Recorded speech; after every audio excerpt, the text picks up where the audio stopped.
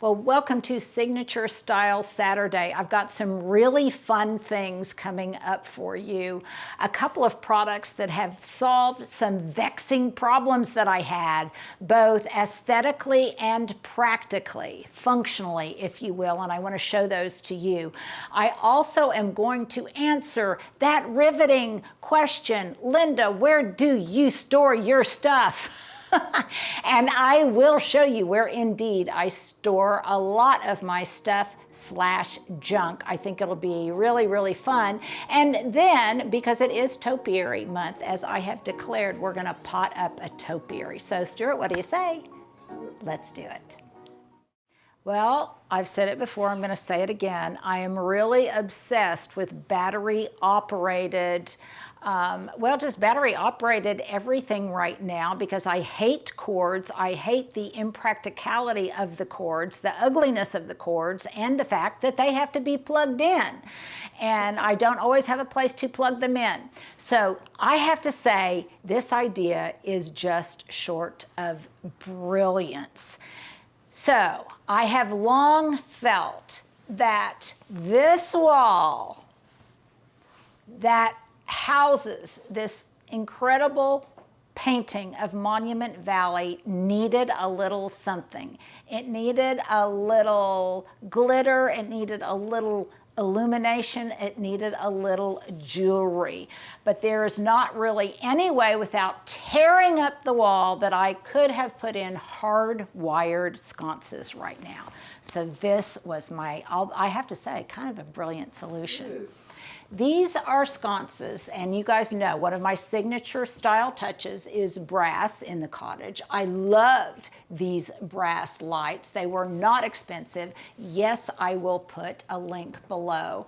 And I wanted something that would really frame this area, because in the evening, this area can be kind of dark over here. This corner can be kind of dark. I didn't want anything too glaring. So I do love these sconces here. I will put a link to them below, but they add just the right amount of romance and light to this kind of dark area that I want without being too bright and in your face. Now, as I said, I hate cords. I hate things that are hardwired in for all of the aforementioned reasons. So even though these are hardwired sconces, I've got an end around to that. So when they were hung, we didn't connect any of the wires. We didn't do anything, any of that, but I did get some puck lights.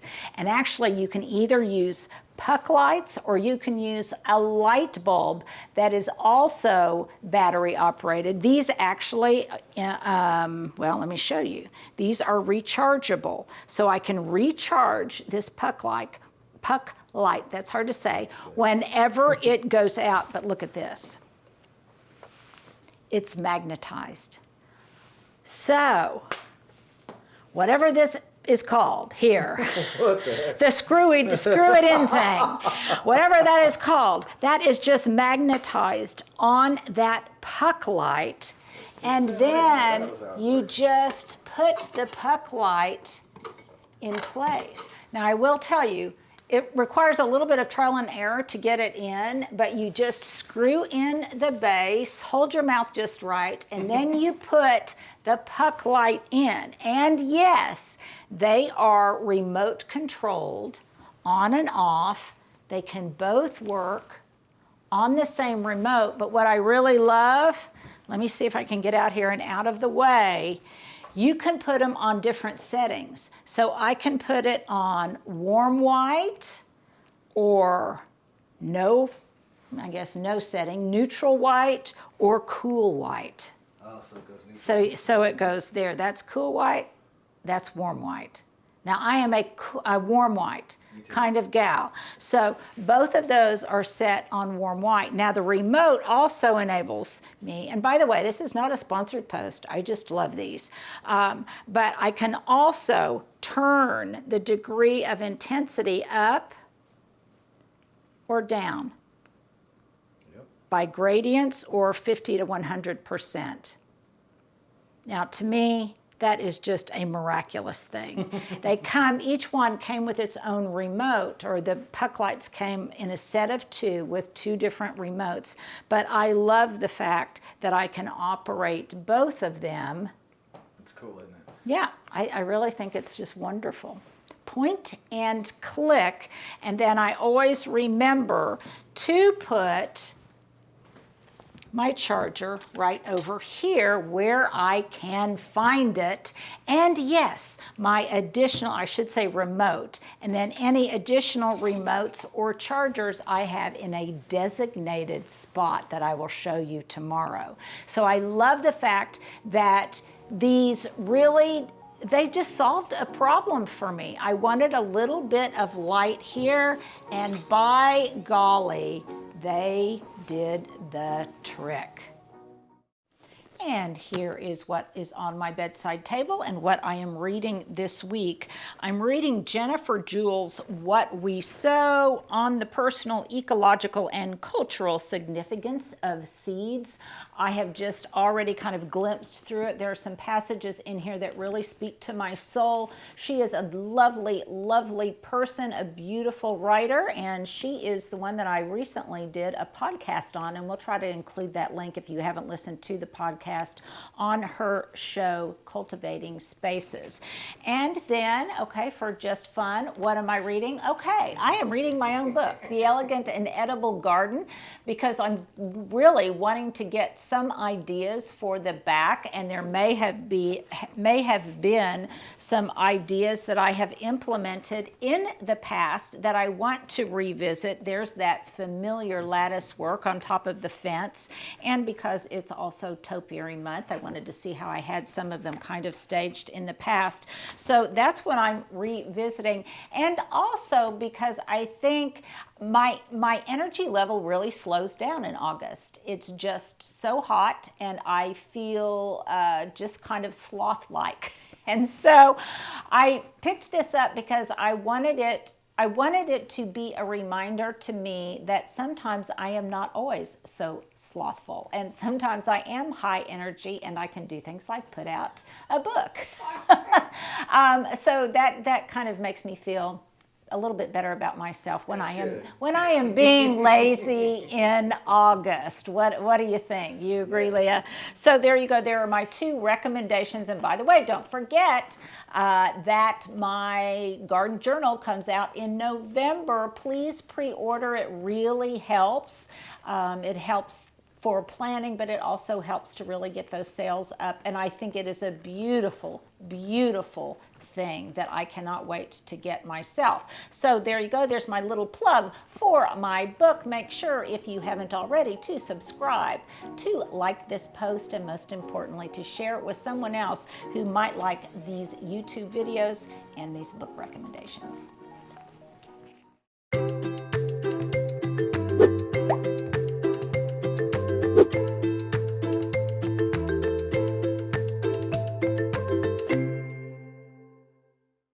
Well, notice anything different about me? I am sitting in my new kitchen mom chair. Now, another problem that I identified in the kitchen was that Hubs had his dad chair over in the corner. You've seen it before. But historically, in the past, I had this chair, which worked fine. I mean, it was at the end of the table here. It worked fine. It didn't take up too much space, but it wasn't quite as comfortable and really didn't lend itself to lounging, unlike this new streamlined mom chair, which can rotate, it can move. Stuart said I could slide all the way over to the refrigerator and get something out of the fridge. I just love this if I am here and I'm entertaining and I need to reach for something off of the sideboard to serve off of. I don't even have to stand up. I can just, I mean, don't you just love the brilliance of that? Isn't it just brilliant? So I saw this chair actually at a local, or a version of this chair at a local furniture store. It was very, very expensive. It was too big for this space, but I got it in my head that this is what I wanted for my mom chair, because I think it's been kind of interesting. We don't watch a lot of TV, but periodically in the evening, as I've got something cooking on the stove or whatever, Hubs is in his dad chair and I'm in my mom chair now. then I can be comfortable too, because this chair is so comfortable. And then the bench just serves kind of as my ottoman. And I just love that. And I love the creamy color of it that kind of matches the pillows, and it kind of matches the banquette padding that we've got here. And now I feel like a princess. Does it rock? It does not rock, but I don't really need any rocking here. But I do love the swiveling component of it. It is just, and again, this is that thing to me, when really great looks meet great function, it is just a score.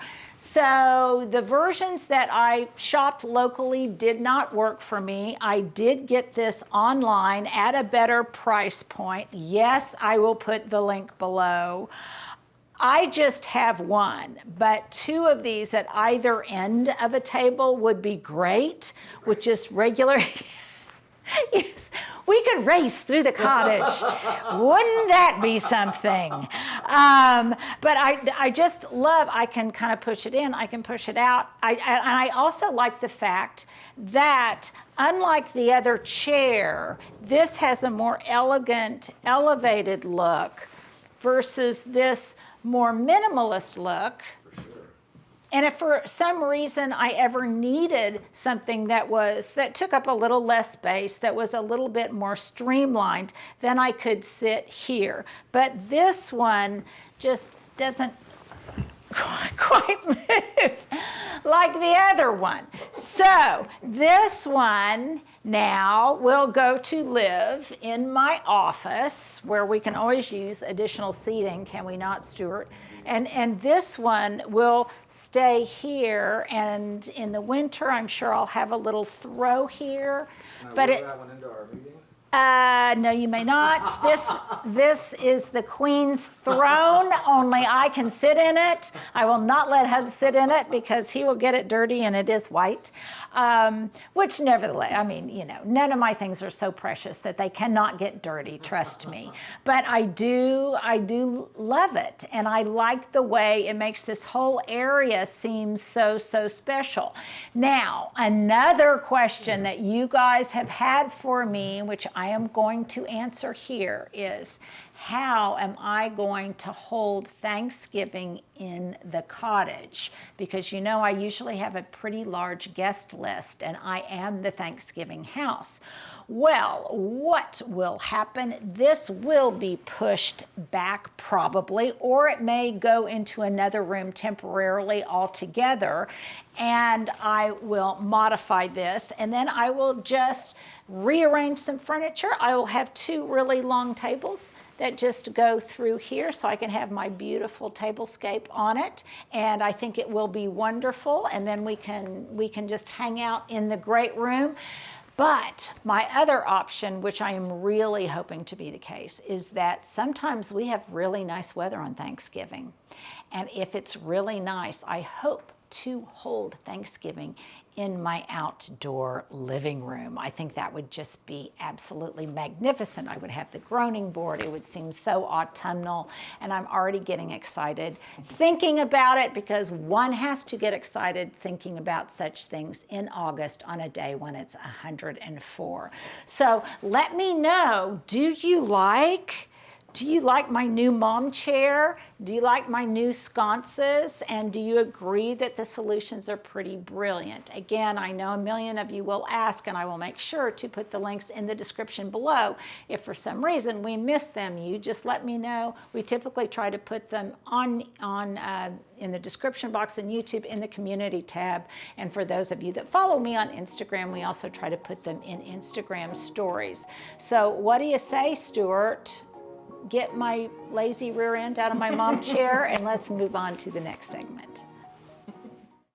Well, outfit number 1 is a perfect example of that transitioning from summer into fall in the color, which is this beautiful sky blue, and I love the contrast of it with these kind of brown wool pants. One is light and airy, and the other is a little bit more autumnal. One is feminine and the other has more of a masculine vibe to it. And then I love adding just a punch of sparkle in my belt, in my watch, oversized watch, and in my earrings. And it just, I think, really works together, pulled together with some booties. Now, this outfit would be fine for late August and early September because I'm still cool. I wouldn't overheat when I go out, restaurants and such. But if I want to later in the season to warm myself up, wear a blazer or a sweater, well, let me just tell you that a thin silk underlayer like this top is just perfect. I don't have any additional bulkiness. I don't have the discomfort of that, and I think it looks really elevated, really elegant, and that kind of high-end look I think we're trying to get. Plus, this is an investment piece, so I want it to be able to segue easily from summer into fall. Whoa, we are down here in my little dungeon of a basement, and this is where I store my stuff. And a lot of it may stay or it may go away as I continually kind of clean things out seasonally. But this is where I store a lot of my stuff. My additional baskets, my Christmas decorations, my hot water tank, my garden ornaments that I'm waiting to use in my raised beds, extra lamps, because you guys know I like to move things in and out. It is watertight down here after a significant investment, but it is watertight down here and it needs a little bit more organizing, but it's not in too bad of shape. I just got a bunch of these plastic shelving units that were easy to get up and down the stairs because there is a low overhang that you have to trespass through to get down here. This is not as big as my other basement, so there's no treadmill down here. There is nothing. It is strictly like a big closet. I've got some stuff hanging up. But it works pretty well for me, and I've got more room to store stuff. This is where, yes, I am still storing some of my kiddos' stuff, all of my son's extra books, their beloved Harry Potter CDs, things like that they have not taken with them, but yet I am forbidden to get rid of. Seasonal decor, my paints and things like that, because I am going to have to do a little bit of touch up since the laundry room's been finished. And I don't know, anything else I need to point out back here, Stuart? Probably too much. What would you say the dimensions of this room are? 15 by 15? Maybe, yeah. Maybe something like that, but more than enough space for what I need. Now, the brilliance of this, so the brilliance of this is I've got a shelf right here. So sometimes if I don't want to come all the way down, I can just poke my head through there and put it on the shelf and then put it back to its permanent place later without having to come all the way down. And right now it's not too difficult. It is important, I think, and valuable to have a basement in Oklahoma because tornado season is pretty much year round now. So I like having a basement to come down to, and it just works. It works for us. So, and it probably would work at Halloween. So, Stuart, lights out now. It's getting scary. Getting scary. Well, eventually I will have a dedicated potting station, but until then, this little tiny table is going to have to do. So what I'm doing today is repotting one of my volunteer topiaries that I started when I shopped my garden at the other house. This is a laurel, and it's about outgrown its pot. Now, if I want this to get larger, and I don't want to constrict the root ball of it anymore. So I'm going to transplant it into a pot that is larger, and that kind of matches, I think, the tones that I've got going. This was one I had in my inventory. So all I'm doing is just using a good quality potting mix. I mean, this plant is very, very not fussy, so I am not going to be too fussy about it. And I'm just going to be careful. You guys know how to do this. You are better gardeners even than I. But I'm going to put that in the pot, and I want it to just be the top of the root ball to be a little bit below the top of the pot. So I will have room to add any additional supplements later or mulch. And so that when I water it, it doesn't spill out over the edge. So one thing I always want to make sure, and that is that when I pot it up, even though this has a support on it, I want it to be very, very straight. Now, what I'd kind of like to do, and I don't know if it's possible, and it is not. So I thought maybe I would see if this could be detached, if it was a separate plant all on its own, but it is not. And so I'm just going to leave it there. Eventually, I might want to do something where I try to make an even more substantial stem by wrapping it around. Sometimes you see that braided. But for right now, I'm just going to leave it there in place.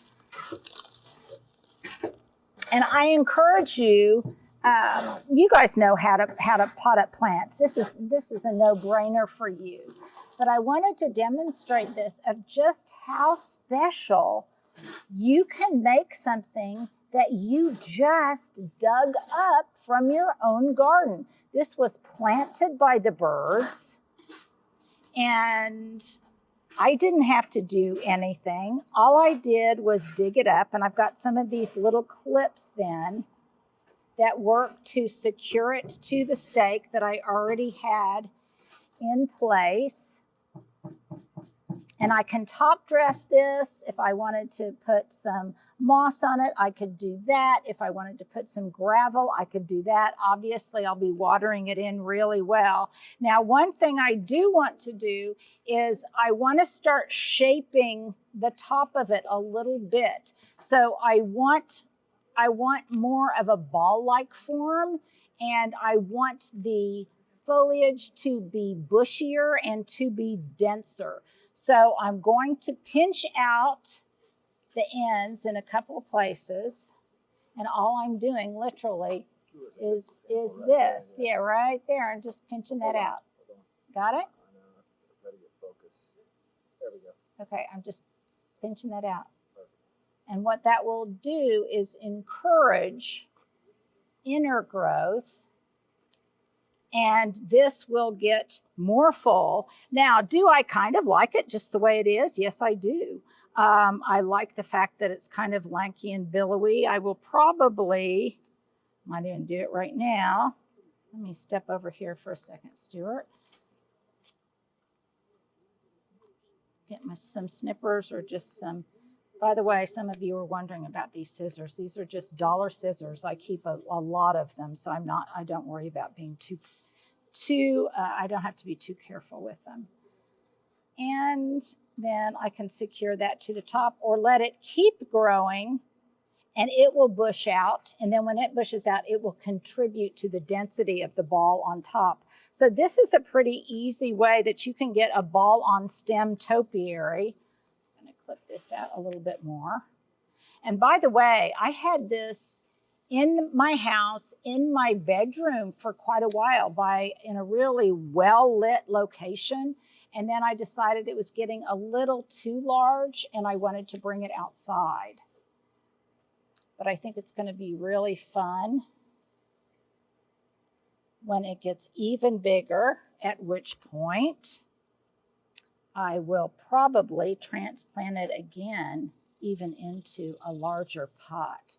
But right now, I think it's fun. Remember, this was free. I just dug it up out of my yard. I was just opportunistic and observant, I guess, to make sure that I put something that was growing in my garden to use that otherwise would just be kind of a weed when it was out of place. And then we're going to go to really different, brutally lit area. But it's the same thing I did with all of these spruce trees. Remember when they were just little toddlers? And look at how large they're getting now. And won't these be magnificent in the wintertime? They're magnificent now. And these started out, tiny. And then all you have to do to elevate their look is to pop them in something that's really decorative, that speaks the same language as your garden, and top dress it. You know, top dressing really helps. But that's just a reminder that, I'm going to come back over here, Stuart. Woo! That's just a reminder that during Topiary Month, as I have dedicated it, if you're on a tight budget, if you don't have deep pockets, then by all means, go out and explore. Go to a family member's garden and explore their gardens and put something like this that would have just been an unwanted weed, press it into your service to make an elegant topiary.